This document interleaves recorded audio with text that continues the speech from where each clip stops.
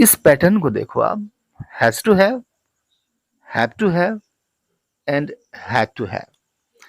अब यह जो पैटर्न है ये बताता है प्रेजेंट में कि कोई चीज आपके पास रखनी या फिर पास में होनी जरूरी है प्रेजेंट में, तो हैज टू हैव या हैव टू हैव बताएगा, ठीक है।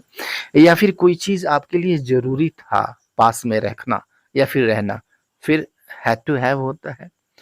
और पास में रखना या फिर आपके पास में होना जरूरी होगा, ये बताएगा विल हैव टू हैव, ठीक है। सेंटेंसेस देखिए और समझिए कि उसके पास एक मोबाइल होना जरूरी है, उसके पास एक मोबाइल होना जरूरी है, तो सब्जेक्ट इसके पहले आ जाएगा, सीधी सी बात है कि उसके पास एक मोबाइल होना जरूरी है। He has to have a mobile phone, ठीक है। चूंकि ही आया, ही के अकॉर्डिंग हैज आता है प्रेजेंट में, वही हमने यूज किया है।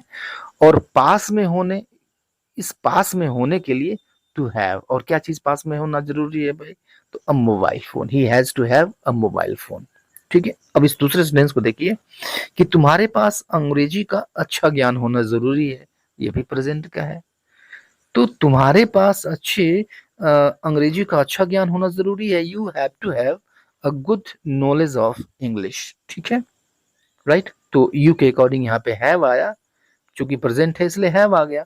फिर उसके बाद से टू हैव, पास में होना जरूरी है, ज्ञान होना जरूरी है, और क्या होना जरूरी है भाई, अ गुड नॉलेज ऑफ इंग्लिश, अंग्रेजी का अच्छा ज्ञान, ठीक है। अब तीसरे सेंटेंस को देखो आप कि सीमा को एक सहायक रखना जरूरी था, या फिर सीमा के पास एक सहायक होना जरूरी था, तो इसको हम कहेंगे, जरूरी था तो हम कहेंगे हैड टू हैव। तो Seema had to have an assistant, ठीक है, वही पैटर्न है। अब ये चौथा एग्जाम्पल देखो, मुझे काम पर आने जाने के लिए एक कार लेनी पड़ेगी, या फिर पास में कार होनी चाहिए, यही बात है ना, पास में कार होना जरूरी है, ठीक है, ये बात है।